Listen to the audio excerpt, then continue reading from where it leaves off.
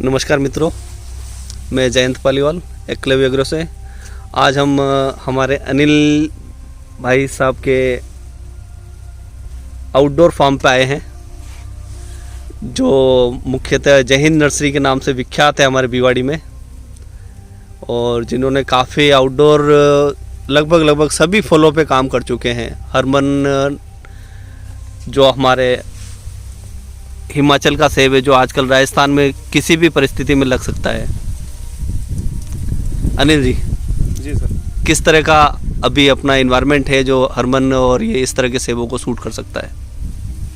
Actually जो मेरा nursery है वो दिल्ली से 80 किलोमीटर और जयपुर मेरे यहाँ से 200 किलोमीटर है। अगर हम आगरा की बात करें तो 200 किलोमीटर है। तो आप थोड़ा अंदाज़ा लगा सकते हैं कि यहाँ का क्लाइमेट क्या है। यहाँ सर्दियों में जो टेम्परेचर है 2 डिग्री के लगभग आ जाता है और गर्मियों में 46-47 के लगभग हो जाता है। ह्यूमिडिटी यहाँ बरसात के मौसम में होती है, बाकी तो थोड़ा शुष्क मौसम रहता है। और रही सेव की बात, तो सेव में 3 वैरायटी है, एना, डोरसेट गोल्डन और HRMN 99। ये तीनों ही हॉट जो क्लाइमेट है उसकी वैरायटी है, यानी कि इनको चिलिंग टेम्परेचर नहीं चाहिए, तो ये हो जाती है, ऐसा कुछ नहीं है। और बताइए। और अपन अभी जिन पे अभी अपन अमरूद पे काम कर रहे हैं, जिस पे आपने हिसार वाले पे भी बात की थी, तो वो कौन सा है? अमरूद की देखो काफ़ी वैरायटियां हैं, जैसे हिसार सफ़ेदा है, हिसार सुरखा है, ताइवान पिंक है, ललित है, VNR है। ठीक है, अगर हम CISH लखनऊ की बात करें तो उनकी कुछ वैरायटियां हैं, लालिमा है, श्वेता है, धवल है, तो ललित है। 3 वैरायटियों को उन्होंने काफ़ी अच्छा काम किया है। और आज के दिन अगर हम बात करें तो अधिकतर क्षेत्रों में ताइवान पिंक लग रहा है। ताइवान पिंक में सीड कम होते हैं और इसका पल्प की मात्रा ज़्यादा है, कीपिंग कैपेसिटी भी औरों के मुकाबले कहीं ज़्यादा है।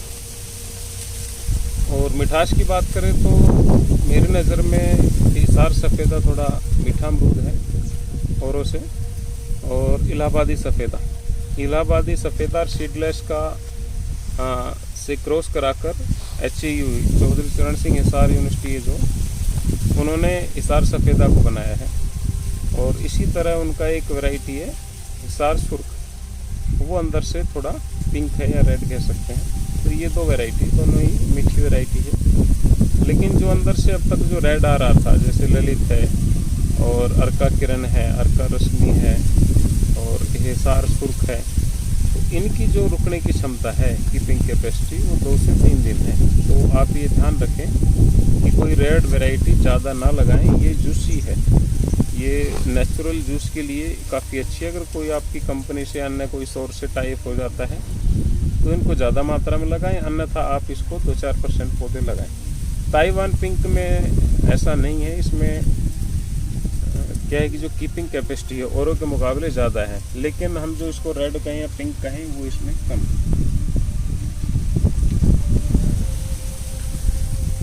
अभी अपन फिग भी लगा रहे हैं। हाँ, फिग में अभी एक नई वैरायटी आई है, पिंक ब्राजीलियन। वो ब्राज़ील से है और जो इजराइल के साइंटिस्ट है, जो इंडिया का और इजराइल का इंडो इजराइल प्रोजेक्ट चलता है, जो अपने गवर्नमेंट के तहत है, तो उसमें इजराइल का तकनीकी रूप से काफ़ी हमारे यहाँ योगदान रहा है। और समय समय पर वो किसानों को और जो साइंटिस्ट इनका एक भ्रमण भी कराते हैं अपने इजराइल में, तो यहाँ से किसान जाते हैं। पहले शुरुआत में काफ़ी किसान गए हैं, राजस्थान से भी या अन्य स्टेट से भी। तो अंजीर का एक अच्छा स्कोप है, लेकिन साथियों आप अगर अंजीर लगाएं तो पहले आप मार्केट चेक कर लें। ऐसा ना हो आप अंजीर लगा लें और सब बेचने की बात आए, तब वो बड़ी समस्या खड़ी कर सकता है, क्योंकि मार्केट में जो सबसे ज़्यादा पौधे बेचे जाते हैं वो अंजीर 1200 रुपये किलो बिक रहा है, ड्राई फ्रूट में है, ऐसा है वैसा है, इस तरह का वो कहते हैं। भ्रांतियाँ बहुत सारी हैं।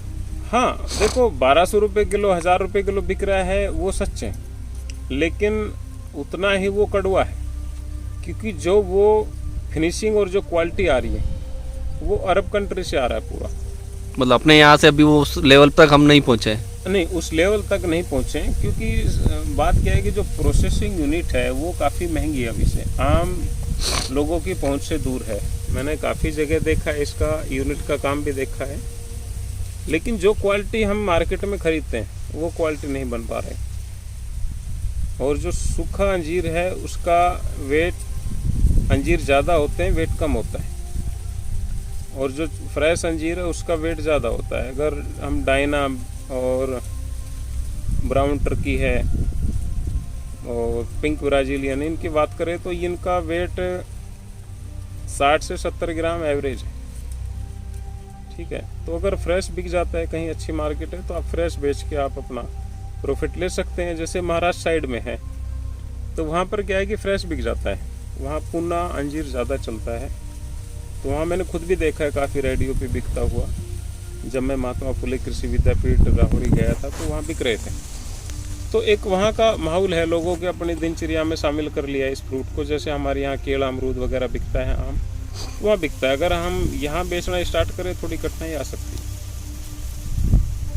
और अपने राजस्थान में भी या हरियाणा बेल्ट में नींबू का अपन कितना प्रवर्धन कर सकते हैं? देखो, नींबू अगर लगाने की बात है या उसको जो हम कह सकते हैं उसको बढ़ाने की बात है, रकबा वगैरह, तो नींबू एक ऐसी क्रॉप है जो अधिकतर क्षेत्रों में हो जाती है। जो बर्फीले क्षेत्र उनको छोड़कर जितना भी कोई शुष्क क्षेत्र है, रेगिस्तानी क्षेत्र है, क्योंकि रेगिस्तान की एक खासियत है कि जितने भी कांटे वाले पौधे होते हैं वो सभी रेगिस्तान में हो जाते हैं। आप कोई भी साथी अगर जैसलमेर, बाड़मेर, गुजरात के कच्छ क्षेत्रों में अगर कभी गया हो तो वहाँ वही पौधे सक्सेस हैं खेतों में जो लगे हुए हैं जिसमें कांटे हैं, तो उसकी जो छाल है वो भी सख्त मिलेगी आपको नीचे से, जो गर्म हवाओं को झेल सके। तो खट्टे फलों का स्कोप है, कोई दिक्कत नहीं, कोई भी किसान नींबू और मौसमी आराम से लगा सकता है। हाँ, किन्नू में और संतरा में थोड़ा फ़र्क हो जाता है एरिया वाइज। अगर हम राजस्थान का और एमपी का और सबसे ज़्यादा तो महाराष्ट्र की बात करें तो वहाँ पर जो संतरा की क्वालिटी है वो टॉप आती है। अन्य जगह वो क्वालिटी इतनी अच्छी नहीं आती, थोड़ा खट्टापन बढ़ जाता है। इसी तरह किन्नू का है। किन्नू अगर हम कुछ राजस्थान का क्षेत्र है और पंजाब का अधिकतर क्षेत्र और हरियाणा, तो यहाँ का जो किन्नू है उनका साइज बड़ा होगा और छिलका भी अच्छे से आराम से उतर जाएगा। तो यहाँ के लोग किन्नू को ही संतरा के रूप में बेचते हैं और जूस में किन्नू ज़्यादा चलता है क्योंकि वो सस्ता मिलता है, 20-22 रुपये किलो। हाँ, कंपेरेटिव टू मौसम्बी। हाँ, लेकिन उसका यील्ड भी अच्छा है, तो आप खट्टे फल लगा सकते हैं।